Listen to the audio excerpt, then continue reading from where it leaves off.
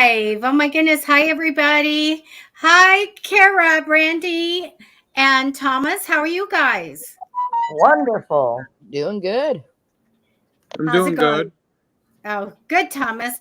Thomas, you have Wheeler Paranormal, so you do investigations, and I want to, thank you so much for being here tonight to talk about ghost stories and stuff, and a little bit about you and your how you investigate and all of that. And Brandy Wheeler, thank you for being here. You helped Cara do some great things, and Kara's going to announce in a few minutes a couple things that she has to tell you. Big stuff tonight. And we do have a couple of avatars today. We just got some people on at the last minute, so that's what happened.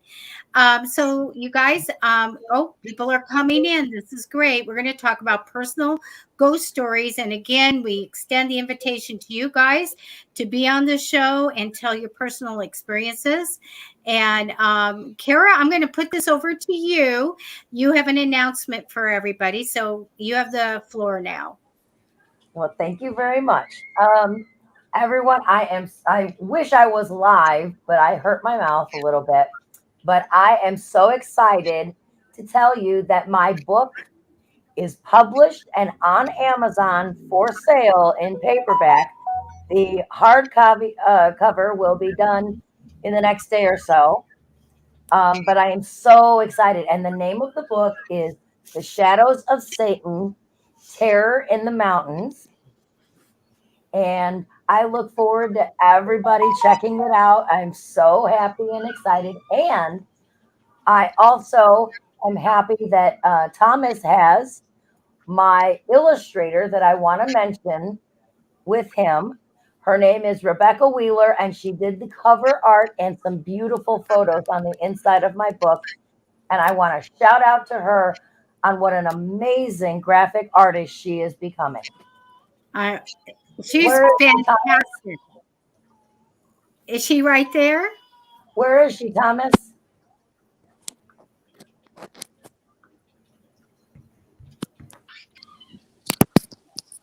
Thomas, can you hear us?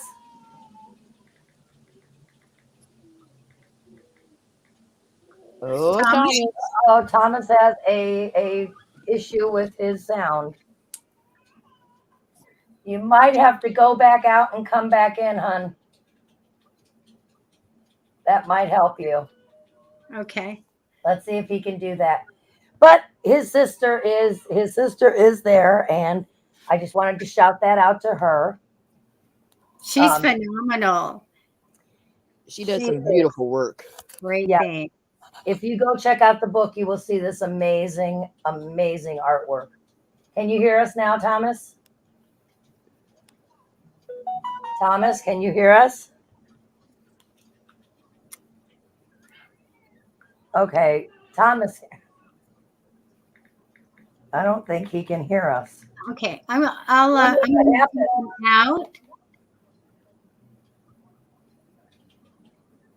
Okay, I'm just going to remove him, and he can come back in. And he couldn't hear us saying to go all the way out. He actually just took himself down for a minute, so I put him out so that he can come back in. So hopefully he'll be back in a minute. So I think everybody's heard a lot of my ghost stories. I have some really good ones though. And Brandy, do you have ghost stories as well? I actually, the main story that he was going to be telling you about was, for anybody that does not know, I'm Thomas's mother. So the main story he was going to be telling you about was from when he was a child. And I don't know, can you hear us, Thomas? I don't know what's going on with his phone. His mic was also blocked. Thomas, are you there? Nope, something is. No. So, anyways, it was about his little buddy Joe. So Joe was a ghost that appeared around the time when he was about 2 months old, and it started to follow him around everywhere. It did not matter where we lived at. where we went to, it was always there. And it was a perfect miniature replica of Thomas as a toddler. And it scared the crap out of my sister one day. She got up to go to the bathroom and she was living with us. And she saw Thomas standing in the hallway. And she's like, Thomas, get your butt back to bed. And Thomas, what she thought was Thomas, turned and walked through a door. Oh. I mean, literally through a closed door. And that's when we finally figured out something was going on. But Joe would also play with Thomas's toys. And his favorite toy was this humongous Tigger toy. So, like Winnie the Pooh, Tigger. Mm-hmm. And I took the batteries out of this toy, right? Because it'd go off all night long. I took the batteries out and it would still go off. And to this day, I still hear it going, T-I double grrr. When it's going, because it would keep doing that over and over again. Oh my gosh, with the batteries out? With the batteries out. It just, yeah. Oh man, everything was haunted. Yeah, and it was, the reason we know his name was Joe was because Thomas and his little cousin, Donald, who lived with us, started talking to him. They would just be out carrying on a conversation, and we'd be like, who are you talking to? Joe. So that's how he got the name Joe. Oh my gosh. Now, to this day, Joe is still with Thomas. So he has followed Thomas through his whole life, his adult life. Thomas has, I wish his mic was working, but he is now, they've done the voice box where you can talk to ghosts. I can't remember what it's called, but they've actually Ghost box. Yeah, they've actually held a conversation with Joe, and what they found out. Thomas, can you talk yet? No. Okay. So, can you hear us? They can't. Yeah, he can't hear you. Becky just sent me a message asking if you could send her the link so they can use her phone. Yeah, that's fine. Actually, okay. Let's see. I think I have her email. Go ahead, continue talking. So, Joe told them that he is he attached to Thomas because Thomas basically reminded him of his daughter that had passed away. Oh gosh. So it was kind of strange that he appeared as a child with Thomas. And Joe is now attached to Thomas's daughter. Oh, so Thomas wow. has a little girl. She's not even 2 yet, but it's now attached to her as well. Oh my goodness. Sometimes, if they want to identify with another child or something, they come at that age, because I think you can be whatever age you want. And it's amazing that he's been there that long, and why he hasn't transitioned to the other side, as long as he's not bothering anybody, and nobody's worried about it, I don't think there's anything to be worried about. But if it's bothersome, then it would be really great to get him a soul rescue so that he can go to heaven and go on with his life. Yeah, because he's never been a malevolent spirit. The most he's ever done is play with toys, and he'll turn the TV on and he'll turn the TV off. He'll, move things around and stuff, but he never has done anything violent towards Thomas. So I always used to joke around that it was Thomas's little guardian angel, because I didn't, Yeah. We went through our family history trying to figure out, was it a past relative that we didn't know about? And nobody in our relative that we know of matched the description. So it was kind of weird. Well, he's still around. I've only had an experience. My sister had experience with this little girl, and it was just phenomenal. So, I'll go ahead and tell that story right now. So my sister, her daughter was like 3 years old, and they moved to this town, and they got this kind of rambling, long type of house, and they were living in it. They were renting it at the time. And the one thing that was kept happening is their little girl my niece would get out and she would go down the street, and my sister would see she's missing, even though the door is locked and actually has the hook also. And she would see the hook was off and that my niece would be down the road. And so there'd be like strangers, walking her back. And this freaked her out. She didn't know how she was getting out of the house. The other thing that happened, they wake up in the middle of the night and the thermostat's up on high. And it didn't matter, what the temperature was, it would be on high and it would be so hot in the house. And they couldn't figure out why it kept, why did it keep putting that, that thermostat was going up, what was wrong with that thermostat. So she was in part of the house, kind of the middle of the house, and they had some people over, and she saw her daughter grabbing the lady's skirt.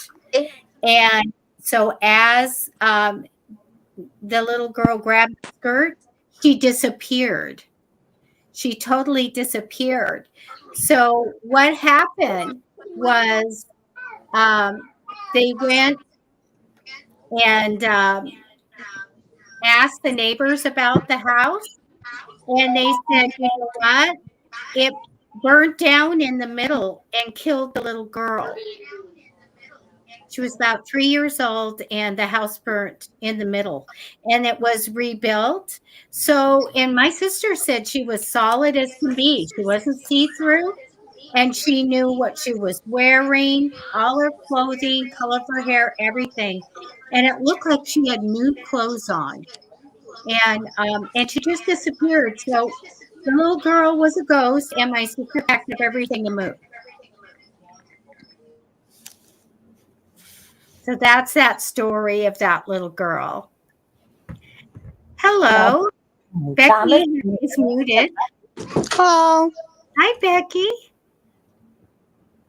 Cara, did you want to take it from here? Yes, Becky, I wanted to say how proud I am of you for doing such amazing work on the book cover and the beautiful images inside the book.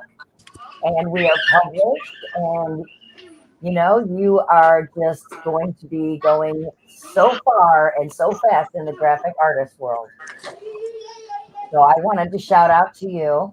And then I wanted to give your brother a chance to tell some of his paranormal stories. Of course, he's got himself muted again. Can he hear us, Becky? Yeah. Yes, I can hear you. I can hear you. I'm just going down. All right. Well, I maybe did my part. But yeah, Becky, thank you're you. going to have to mute yourself so that your brother can speak. I'm going to go take care of my kid. I just wanted to come in for the book part. Oh, okay, honey. Thank you for coming in. You did a great job. It was wonderful. you. Congratulations. All right. I'll see you guys later. Bye. Okay, you are up, Mr. Wheeler. Thank you. You muted yourself again. He's muting himself because of the kids, I think, in the background. Oh. Yeah, they're being You're loud. fine. You're fine. You could just start talking about your experiences. Which one do we want to start with? Well, your mom told a little bit of the background on Joe, but if you want to elaborate on how, he makes you feel and how, how comforting it has been to have him around, it would be great. Well, lately I don't know if it's been him, but it's not very comfortable having him around. If it's him, the one that's being around. Being back in my childhood, I can barely remember a lot of it. I remember what my mom told me growing up about how he would show up in the hallways of my house, play with my toys, turn them on after the batteries were turned off. Most of the childhood I can barely remember. Now, what about what happened in the basement of your current place with the marks? In the basement of my current place, I was doing an investigation with a group up here in upstate New York called SL Paranormal. While I was down in the basement, I was by myself, and I ended up getting slapped hard enough on my left shoulder that it left a red mark on my shoulder. Oh, You could literally see the fingerprints. It was like the outline of a hand and the fingers. oh, Wow. that's scary. Very. Yeah, Have a couple of weeks later, I was down in the basement again, and I ended up having a scratch mark going down the back of my back that people said that looked like a scythe. Or I might have said that wrong. A no, Sith. that's fine. Yeah. It's a tool that you death has. Oh my goodness. Is this the only two things that have happened that have hurt you in any way? That has hurt me, yes. We have a lot of stuff that happens in our apartment. We have stuff that comes off the walls. We have things that get knocked off the tables, the counters, stuff that just comes up randomly missing and just randomly appears in plain sight again. Yeah. At nights, we'll have my 2-year-old daughter that just will randomly wake up screaming bloody murder, and it's not any normal scream that she has. Have you thought about having your house cleared and blessed? I've thought about it, but in my location, there's nobody really that does it. Well, I have a book on protective magic, and that's something that I do. And I will send you via Cara the book, and I'll tell you what you have right now. I call a Gumby, and that usually means that something happened in the house at some point that attracted or brought grief or fear or something like that, and it grew a little bit. And they scratch and they can bite and they can pull hair and all of that. So you're at a certain stage where I think that you might be able to take care of it yourself. But whenever you start clearing a house, it does make them mad, and they get a little bit mad or stronger, or a little bit more happens. But having a child in the house, and if it's happened something like that in the basement, it may go throughout the house, and it'd be a good time for you to start to clear it and get it out. Yeah, I've been really wanting to get the house clean. I've been doing some research on it, but I don't know a whole lot on cleansing houses. I know a lot more on doing the investigations and figuring out what's inside the house than clearing it out. I leave. Right. I do know that I've had something recently come inside from outdoors. Mm-hmm. I'm not sure what it is. It's definitely making itself known. It's not as nice as the rest of them. Okay. I'm going to send you my book, and there's something called warding in it, because you have to get the stuff out, and then there's a good cleaning, old-fashioned cleaning, and then going and blessing every room, and then putting in protection so nothing can get in your house. And so I'll send you all that stuff. You can contact me. It's, really time to get it out. Now, I'm also going to give you something called the warfare prayer. And some people may know Samantha E. Harris. She's been on all the paranormal shows. She's a demonologist. Matter of fact, I've got her book like right here somewhere. I read it so I know how she fights things. And she's very nice. And she uses this prayer that is said by the family members in every room. And that's what she uses to go up against demons. You don't have a demon. Okay. You have lesser things. So you should be able to clear them out and keep them out. And because you don't want any, trouble with them at all. And so did he end up leaving, or can you guys see him? I can't see him. I got a spinning wheel. I got a spinning Okay. wheel. Okay. Well, I'll definitely send all that stuff to you, Cara, and you can give me his email and we'll Oh, get that over there. yes, You absolutely. just don't want anybody in the house, that's people, especially when they are at that point and their energy, it may be just down in the basement or whatever, that can tend to make people kind of sick. And you don't want to get to that point. You want to make sure that you clear those things out. Well, I know Absolutely. that a lot of the stuff, like the things coming off the countertops and getting kind of flung around the room, is happening upstairs now. So Yeah. it's So spread, something's definitely.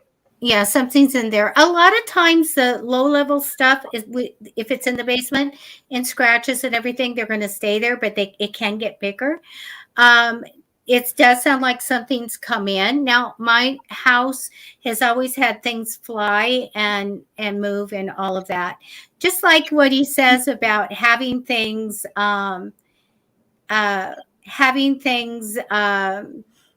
disappear and come back and everything.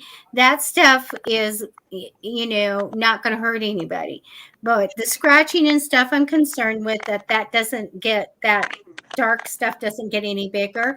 But this sounds like somebody else is in the house. And there's even before, this isn't in my book, you guys, but if you have anything in your house, John Waller has a song out called Our God Reigns Here.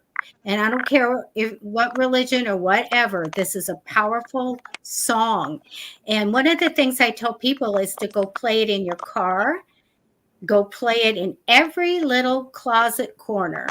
Among other things, play that in every room and get that going, because you guys go listen to it. You're going to know it's going to get stuff out of your house or your car or away from you. It's a very, very powerful song. And so anyway, yeah, it's time to get that guy out. There's so many things you can do. And if you have little children, you can't do some of that stuff, Thomas, because you don't want to put salt out. You don't want pets to get salt, things like that. But a lot of things you can do with just some chalk, good old chalk. You can write things, and I will tell you guys all how to do that. Have things at your front door, and holy water is great. You can make your own or just go to any Catholic church and fill her up, get a big spray bottle. And we'll take care of that for you. Thomas, did you have another story? I've got stories from all of the investigations that I've done. Wonderful. We'd love to hear it. Yes. So, one of the investigations I've done is what we call up here the Black Figure Theater. It's in Russell, New York. Up in the catwalk of the theater, there has been seen numerous black figures walking around. I've got several photos from in there of black figures standing in the seats, up on the balcony, up on stage, in separate rooms. I've got full body apparition pictures on in that building. Wow. If I still had access to my TikTok, I could be able to show you all some of those photos, but I no longer have access to that at this moment. Oh, that's amazing, because it sounds like, even though we think of shadow men, especially if they're blacked out figures, sometimes they can just be spirits that, were there and work there or whatever, and they come back because they feel comfortable there. So shadow people are a whole different thing than working with spirits. Did they seem scary, or did they do any bad things, or just hanging out? The first night we were there, they didn't really recognize us. They were just doing their own thing, pretty much living their regular day life. The second investigation we had there had a completely different turn. It was this different energy. Whatever was there that night definitely wanted to hurt us. We had EVPs come through telling us to jump off the balcony. It was just a really rough, dangerous night. When they tell you to do those things, it's more in the dynamic. My little niece, when she was really tiny, she had the people talking to her and in the car telling her to open the door and jump out of the car as it was going. So those are the ones that you don't really want to mess with. What I always say is, I really feel like paranormal investigators, because I was one also. I have all my equipment. They need to have the mediums with them because and people that like carry the sage or the holy water and all that stuff. I use a Saint Benedict's medal, and Saint Benedict told the devil to drink his own poison, which was, everybody was like, oh my goodness, Saint Benedict is fantastic. And so they have a medal for him, and I have it on a cross, and they use it for exorcisms now. And if you get a chance to get a Saint Benedict medal to carry around with you, that would be absolutely great. But anything that's really, really bad, you can get your EVPs and all your confirmation and validation in photos and all of that, but it still puts you in a little bit of peril. And now I'm going to tell you this, Thomas, a lot of people that own buildings love to have them haunted, and they may not want any paranormal investigators come and taking the ghost away. So if you have permission and you're carrying some holy water and something is really bad, if you can't exit and leave or whatever, you should be able to use something against it. So I will give you all that information. But, investigating is so much fun. It really is fun. And I'll be in a meeting with my friend who goes all over the place and investigates. And he has really great video of this guy in this inn in Southern California. He went to sleep there, and he had his son doing the investigation, and they both fell asleep. And they have a video of somebody taking and moving the sheet off of him. And they've got the video and the audio. So it's always a thrill to get something like that. And anything you ever get and you want to put it up someplace, you can use Psychic Fixes. And also, there is a group on Facebook that is spiritual photography, and they love seeing photos. Oh, And absolutely. they give their 2 cents, as to what it is. But that's amazing. I would carry a medal or a I little love rock of catching obsidian. Tourmaline's good to have in your pocket. I get a little spray of holy water. It's like, don't mess with me. So Thomas, what else? Where else do you go investigating?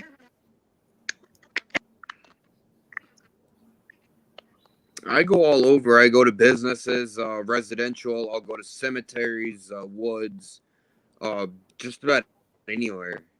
What about that one road there's you've other been to? places I went to. Which one? That one road. Oh, the Kendra Corners. Yeah. The Kendra Corners is a really good area. There's been several suicides there. There's was a death on the road where somebody got ran over by a truck after their truck broke down. I've done an investigation there. I've never had anything physically touch me. I've got really good voices coming through on an SB7 spirit box. What else have I got there? We've caught a couple of shadow figures up in the woods.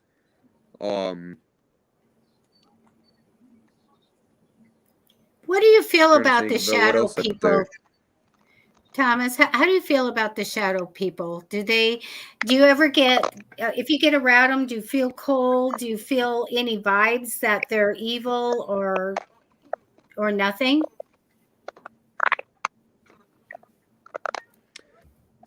Most of the time, I've only ever felt anything evil from one shadow figure, and down in the basement of my house. It was over in a different area of my basement. It just feel very comfortable around this black figure. Other than that, most of them I just friend themselves, show themselves. Don't feel any emotion from them or anything. Thomas, how tall was the shadow figure in your basement?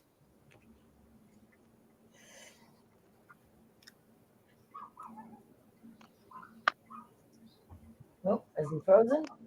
Do you know? Me and I'm 6 foot. Could you say that again? It's if I'd give it an estimate, I'd say right around 6'2", 6'3".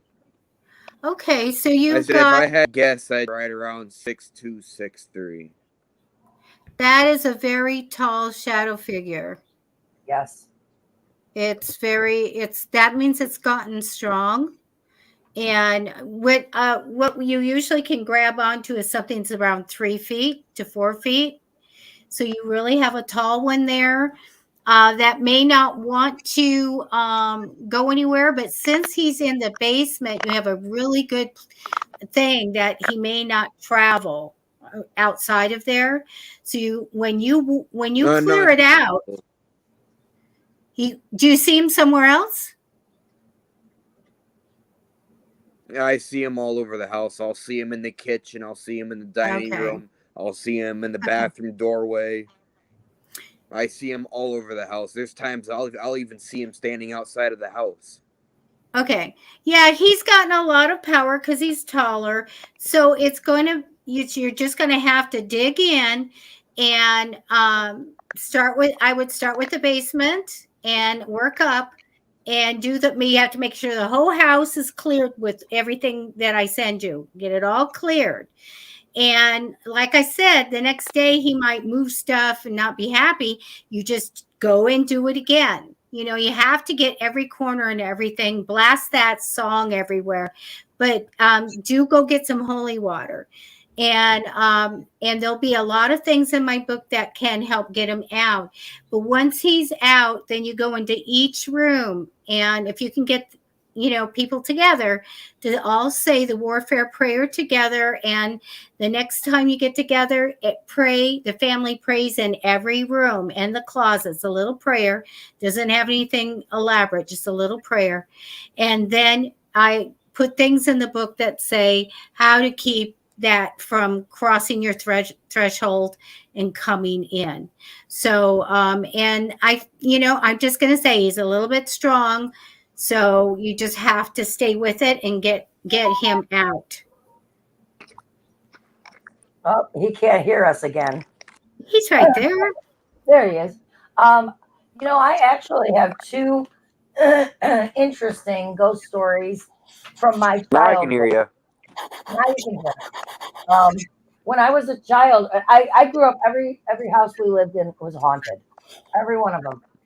But I was about not quite 3 years old, and I have this vivid memory of the house we lived on Western Avenue in Chicago. My parents had their room in the basement. It was a very small house, and they had 5 kids. And their bedroom was in the basement. And the basement, I swear, was a portal to hell.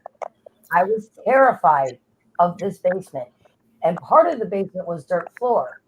And the interesting thing about this house was before my parents bought it, there had been a little old man who had lived in the basement there. And he used to sit outside all the time, every day. And he just disappeared one day. And, feeling the intensity of that basement, when I was just a little kid and I thought, oh my God, someone died here. That's how I felt. But I also was always awakened in the middle of the night around 2 a.m. by these 2 little girls who wanted me to go up into like this little cubby hole, which was like kind of an attic, and play with them. And no one else could see them, but I could hear them laughing. My older brother heard them for a while, but he stopped hearing them. But they would play and they would laugh above our bedroom, and they would call to me. And my nickname was Susie. It's a long story, but they would call Susie to wake me up for me to go and try and join them. And that one was weird. But then I lived on when I lived on our house on Gunnison. My brother was, my whole family were smokers. My dad was a police officer, so he smoked, 4 packs a day. But my brother had his cigarette sitting in the kitchen with his car keys and his lighter. And he asked me, we were waiting for pizza. We were watching horror films with my mom, the three of us. And he asked me to bring his cigarettes back in when I went in the kitchen. And I said, where are they? And he said, by the TV. And I said, no, they're not. And he came in there and we searched up and down in that kitchen. We couldn't find them. We resolved the fact that he couldn't find them. We went back in and started our movie. And then the door knocked for the pizza. As soon as he went in to get the pizza, and I walked in there to grab the paper plate, and like, oh my God, look. And his cigarettes were back in the same exact spot. But they had been missing for over a half hour. Oh, yeah. That's crazy. we had all kinds of stuff happen in that house. Shadows in the basement. That basement terrified me too. Oh my gosh. Yeah. I want to tell you about my best friend when she was growing up in Maryland. Grandma had a great big house, and they go over and they play and stuff. And so anyway, what happened was they ended up going into this big house, and they were being very naughty throughout the house, right? And they ended up in an attic, and there was like a spring bed with a mattress, and her and her sister climbed on it, and they just jumped and jumped all the way up, jumped, and then they heard a yell, and somebody yelled in Polish, and they looked, and there was Grandma, but Grandma had died a long time ago. Whoa. I think she was standing there, and she yelled out for them to stop or whatever. I remember she said in Polish, and it just scared the heck out of them, because she was standing there and they knew that, Grandma's dead. So this is not a good thing.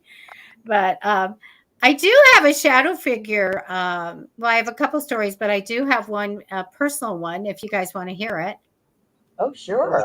Does she have something else going on here? So I lived in a rural area, and we had a 3-bedroom house, and always stuff was happening in there. Fireballs would chase, only one of my sisters would be chased by a ball of fire through the house. Even my dad saw it.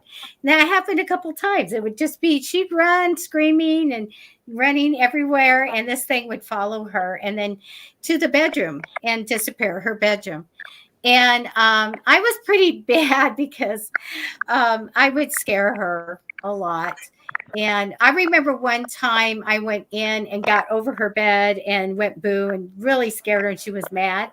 But I was psychic, and I went back into my bedroom, and then I knew where she was. And she came and she got like this close to my face, and I said, boo. And it was pitch black.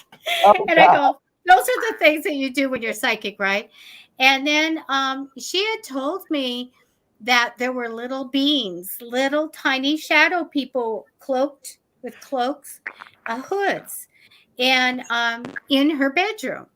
And so she said at nighttime, they would come and line the bed, and they would stand there. And then a great big one would be at the foot and would rise up and come down. And she would get under the covers. So she had told me that was going on. And of course, we grew up and we moved away and everything. And then another one of my sisters lived in the house, and one of my nieces was sleeping there in the same bedroom of my sister's original bedroom. Well, when she grew up and we got to talking, she goes, that house was haunted. And I'm like, yeah, I know that. But she goes, in the bedroom, I would go to sleep, and these little hooded dark shadows, guys, would come on the sides of the bed. And then she said, then there would be a big one, that came up, and was like, wait a minute, I know this story. But she did a bad thing. She invited the little ones up to get on the bed with her. Oh no. I know. That is a no to invite anything into your bed. So these little creatures, shadow creatures, got in bed with her, and she was like getting smothered. And so she went and was watching, and she's trying to get under the sheet and try to breathe, and the big one came up and came down on top of all the little shadow guys. Oh. That scared her. And I said, look, this is the same thing that your aunt, when we lived in that house in that same bedroom, happened to her. So I said it was very haunted. And, I wish that somebody would have known, to clear it out. But, I wasn't into all of that. I didn't even live here, when that was happening. But can you imagine? It happened then, and it happened, they stayed there. They were living there the whole time. That would be terrifying. Yeah, because it's not like one little ghost over there. They were all around the bed. But when she goes, oh, I invited him onto the bed. I said, what were you thinking? What part of that sound logical, And she said, yeah, I wasn't thinking. She said, it's all I could think to do. And I said, never do that again. It's terrible. See, I would have been the smart butt in the family. Said, my sister's right down the hallway. We'd like to see ya. That's a good one. I don't know. I think maybe they were a little afraid of me. And well, my mother, and my great aunt ran the spiritualist church cafeteria, or cafe, I should say. So my mother was around that stuff all the time. And that's where I first went to, I went to church there, and something happened. And then I went to a seance, and that was scary. I was a teenager, and I didn't know what to expect. And they go all dark, right? And then they got the chair and the little closet and the drapes around it and everything, but it's pitch dark. The guys, everybody's looking before to make sure nothing's rigged. And then they start, and the wind starts whipping around and whipping around and whipping around. I'm like, what the, what is going on? And then like drums, and people are screaming, saying they see turkeys running around. And I'm like, what am I? Turkeys? And then they had this lady, she had to be late 70s, 80, and little frail lady. And all of a sudden, a big, giant, booming Indian male voice came out of her. Chief, whatever his name was. And I was like, oh my, I just want out of here. I just freaking want out of here.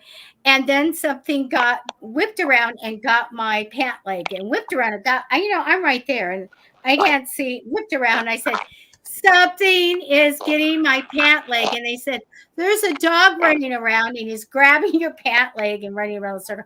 I just say, God, get me out of here. I'll never do it again. Right. now I give them. But yeah, to me, that was really scary, especially when the lady had that big booming voice came out. And I was like, no, that can't kind of happen, So that was really, really weird. So the spirits were running around that night, for sure. But I love myself a good cemetery investigation, Thomas. And that's what I did all the time. And we would go around talking to different ghosts. The only thing that happened that was disconcerting at one time is that one person almost got knocked out, and she had a cane. So when you're on investigation, Thomas, if somebody seems like they are the frail one, or they're the one that they're going to select out because it can easily mess with them, they'll find that person. So if you take me with you, Thomas, that would be me they're going after. Keep that in mind. Yes. Yeah. And they saw she had a cane, and she only used it because of the uneven, the graves, walking over the graves. And so there were people behind, people around. Oh, that was a big orb. And so what happened was she got pushed in the back, and the people actually saw like this wave and push her, and she caught herself before she went down. But it's like the weakest link, they're going to go mess with that person. The guy had an empath, and she was trying to do a soul rescue. If you're an empath, don't do a soul rescue, because you get too emotional if they're angry or they're sad, it's really, really bad. So she was on her knees sobbing at the end, and I was like, I wanted to, let's stop this. Oh yeah, I want to do it. I think I can get him to go to the other side. He did not go to the other side, by the way. I would think being an empath would be the worst person to do that with, because you would be feeding off of their emotions. Oh yeah, I'm not sure how that would work out so well. No, it didn't. And I've always been happy and blessed that I'm not an empath. I'm very Miss Spock. I tell people that all the time. The only time, Brandy, that I got emotional is I had somebody come in to do a reading. And I started to do the reading, and I went like this. And I'm not a crybaby. I'm nothing. I'm, really strong person. And I got emotional. Because I go, oh my gosh, what was that? And I kept it to myself. So I started the reading, and I said, I have to stop. I said, somebody's here, because they touch me on my face, and I'm not an emotional person, and I can't keep it in, but I was touched, like, just touched across like that. And the lady was laughing. She was smirking. And I was like, this isn't funny. What's going on? And she said, out in the car before I came in, I talked to Archangel Raphael, and I said, touch her on the face, and then I'll know she's real. I go, thanks a lot, because it really broke me up. It was like feathers going like this. And I go, and I'm, all choked up and everything. And then she goes and tells me, oh, I told him to tell you, touch you on the face, and you'll know. And so an archangel did that. So yeah, I was super, super emotional. And matter of fact, I do past lives, and I do them. They have to be validated, right? And I was doing, my neighbor wants one so much, but during the pandemic, I said, I'm not getting near anybody. And I, only try doing it when I'm near or touching someone. And so I decided, I'm setting up here, and I decided to touch her energy. And I go, oh, it got totally emotional. Now, when I do a past life reading, I'm just going to say, this is what you do, and it's going to validate in something you do now, or I wouldn't be doing this, right? And so what happened, I touched into her energy, and for the first time, a message came right to me for a person. Because I usually say, this is you, this is how you had your hair, this is what you did, this is what your name was, this is when you died, you were X amount of years old. This time it was a big, profound message about her encounter with Jesus. And I go, okay, I'm not going there, because I stopped it, because I can deflect and stop getting information and stuff. And so I did. Guys, it would tell you, I'm still going to do one for her in person. I know it's going to be very emotional, but I was shouting across the street to her, and I said, I did tap into your energy. And I said, it was very emotional. And I said, I am going to tell you this. They said you touched God. And it really broke. And she said, I know exactly what you mean. And then I can't tell you the rest. I'm not going to tell you the rest, but it was so profound. So having encounters with something that's more negative, or the angelics or whatever, can really touch you, even though you're hard as nails or anything. So yes, empaths are going to be the ones that are really in a puddle of tears. It's very, very hard when they're going through that. So I always say, if you really, really want to try it once. And if you can stay with it, then go ahead and do it if you want to. But it doesn't really, I haven't seen it ever really come out well. Yeah, I wouldn't. Like I said, I don't see how that would come out well because they're literally feeding off of each other's emotions. Well, didn't Yeah. you have something at the nursing home, Brandy? Oh yeah. So I used to be a nurse and I used to work at the nursing homes and I did the overnight shifts. And let me tell you, there's some weird things that can happen in nursing homes when there's nobody there but you. But I remember this one time we had a lady that she was on her call light every 5 minutes. And if you've ever worked in a nursing home, I'm sure you've had at least one resident that was on their call light every 5 minutes. And I went in there to check on her, and she was complaining that I can't say names, but the lady across the hall was in her room and was picking on her. She wanted her out of her room. And I'm like, there's nobody in your room. So I moved the curtains, because they got the curtains that go around the bed for privacy. And I'm pulling it around. See, there's nobody in your room. I promise there's nobody in your room. So I finally get her to calm back down. I tuck her back in the way she likes to be tucked in her covers. And I go out of her room. I'm like, okay. Now I'm wondering, what was she seeing? So I go across the hallway into the other lady's room. And that lady had actually passed away. So, which is sad, very sad, but it happens in nursing homes. So I have no other ideal except for the fact that she decided to go over there in her spirit form and pick on that lady because they hated each other. He's talking to each other, and she's like, "I'm gonna get the last laugh. Watch this." Oh my gosh! I hope she went to the other side afterwards. I'm hoping, but she never put on her call light for her again. So I'm assuming that after the last laugh, she's like, "Okay, I'm out of here now." Oh my goodness! Stuff like that happened a lot. Well, yeah, you've got some of the people that passed away there don't know, and they may still be in there. And people are genuinely passing away more frequently in a nursing home. Yes. And even when they get, going through the veil or right before, they can, it could have been a precursor since you saw her that she's next, Well, so all kinds of things when you cross the veil and going around, out of body or whatever. And I have my ex-mother-in-law is in her 90s and she's in a place right now. And so and the one thing for her, and I believe it's her that's always losing things, but some things are put somewhere and then they're gone. It's very, very strange.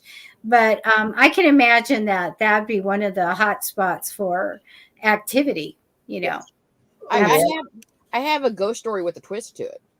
Okay. So I had this one resident that he was my favorite resident. I loved him to death. He had this sweet personality, and he was so in most nursing homes you have a lockdown unit for people who have Alzheimer's or dementia, so they can't get out and get lost. And so his wife was in that unit, and he had the room that was right next to the door that led into that unit because he'd go eat breakfast with her, and every meal with her he'd go into that unit to do with her. But he was in a wheelchair, paralyzed, waist down, literally no movement, nothing. And I was coming onto shift, and I was walking down the hallway, and he's walking towards me. Literally walking towards me. And I'm like, okay. This is at night. He's walking. So I'm like thinking I'm seeing a ghost walking towards me because there's no other explanation for him walking. Mm-hmm. Yeah, what nobody ever told me was that he is an identical twin. Oh my gosh. Oh gosh. Oh my gosh. Well, I'm pretty sure that gentleman thought I was completely out of my mind and going into that unit because I needed to be a patient in that unit.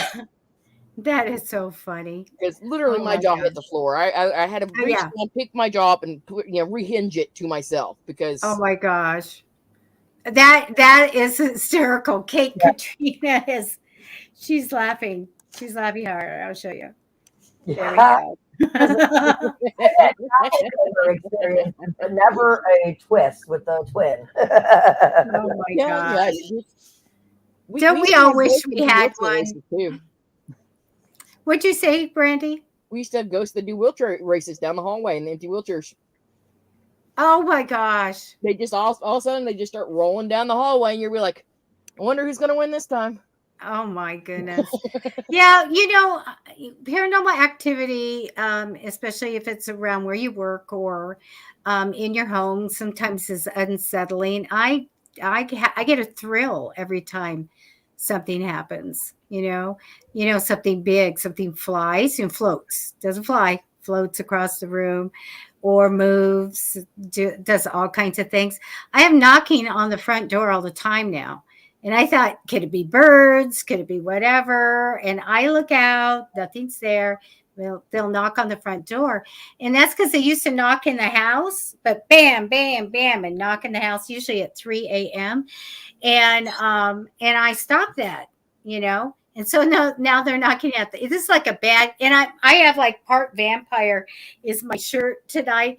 It's like a vampire, they're knocking at the front door. Just give me an invitation. Don't invite them in, you'll be fine. They can't come in unless you invite them. Right. Well, I keep them out. I have wards, so that's how I do it. I'm not for inviting anything. There is the most hilarious meme that I have posted to Facebook before. It is a vampire going up to a house like he's a Jehovah Witness or someone, and he's like, "Hello, ma'am. Have you ever heard of vampires and stuff?" And she's like, and she's talking to him, but the whole gist of it is that he's like, "Oh no, we're respectful and everything." And he's like, "Do you mind if we come in and talk to you?" Because a vampire has to be invited into the house, so he's using this whole spiel like a Jehovah Witness to get into the house. Oh my God! But it's hilarious that I can't. I've got to. The next time it shows up in my memories, I have to share it. That is funny. Yeah, you don't let them in or on your bed or anything. And pretty much anything that just comes in and it's annoying or whatever, you can just I'm going to say be commanding and just tell it to get out. And don't do this or get out or just get out, and they'll do it. They'll usually just go ahead and do it. It's the stronger things. What Thomas has, when he told me how tall it was, I'm like, because usually you can handle the shorter things. So he's strong enough to go throughout the house. So he's a worry, Right. So he needs to get out. It'd be really nice if maybe the child was out of the house on the, the day that they're really intensely clearing it out and everything. Yeah, but that grandparents that would be glad to take her for a night or two. There you go. And but yeah, it needs to be done, and they need to use everything. But Samantha E. Harris is wonderful. I used to watch her on the shows, and she was so approachable. And she's from Michigan, by the way. And so she wrote that prayer, and she, does the whole thing with the holy water and the smudging, and really, really making sure that the whole house is taken care of. Depending on what's the energy that's in there, that it can flatten out, it can get away. And I have chased ghosts before because I can feel the energy, and so I will get them, and then I'll follow them through, and then they'll go through a door, and I go but it's just you have to be doing it maybe two times, and then set in place some things that will it will know it can't get in. So oh my goodness, scary stuff. And Thomas did text me. They're having a bit of a storm moving through, so his internet keeps cutting in and out, and that's why he couldn't hear us half the time, and his face was freezing. So said he would love to come back on. He has so many stories to tell us about different paranormal investigations, and I told him that would be wonderful. Absolutely. But, tonight was just horrible, and he says he's going to his mother's house next time so that he can actually have I invited him. I invited him for you. Oh, okay. She has the power. Oh, that's great. I would love to have him on. We would love to have him on. So you guys know, if you have Ghost Story and you want to come in via a link on the internet, we'd love to have you in for a show. And I hear a lot of stuff about volatile weather right now in the U.S. on the East Coast. Yeah. And so, people, it's hard. Electricity is spotty and all of that. And it's hard for me to go and see my family saying they're going to have sleet and snow and all this when I've had literally every day 90 degrees. 5 days now, we're 90 and higher. Can We you were send it almost my way? 100. Send What? it my way. Let's I split the difference. would. I would like, please, can we trade some rainwater for the sun? Just We split can the do that. difference. We'll It split would the be difference. so great. That's exactly what my cousin told me. That is exactly what he wrote to me. Split the difference. That's so funny. You just said that. Oh my goodness. But anyway, it's time to go. And it's been fun. Brandy, you're wonderful for coming on and sharing those experiences with us. And everyone to come on again. Come on again. Yeah. If you need me, you know where to find me. I do. Well, yeah, we do now. We've got your number. Cara, do you have any idea what we're going to do next Saturday? I was thinking that I have really been pondering things with the closed asylums and the prisons Ooh, like Alcatraz and some of the insane asylums. that And sounds like fun. I think that we should do a little, maybe a combination insane asylum prison. That sounds okay. like fun. I Yes. always thought I've seen Alcatraz, but I always thought that's pretty scary. But I know there's a lot of things out there. I think that I would be more, I'd still go in, but more, let's say, hesitant about a hospital or asylum or Yes. a mental place than prisoners and stuff. But all crazy stuff going on. Especially, I know that at night, if you stay in those places, they're going to make noise. Yes. Oh They are. So that's going to be fun, you guys. So, come back and watch us next Saturday, and we'll talk about, you said prisons and insane asylums, Yes. Yes. sanatoriums. Well, because I thought Alcatraz would be the perfect one, because it has so many hauntings. And then there's a couple of they called them insane asylums. One of them actually was for tuberculosis patients. I know But they what still you're call them talking an about. asylum. You know which one I'm talking about? Oh, yes, I do. We might have to have Brandy on here to talk about that one. There we go.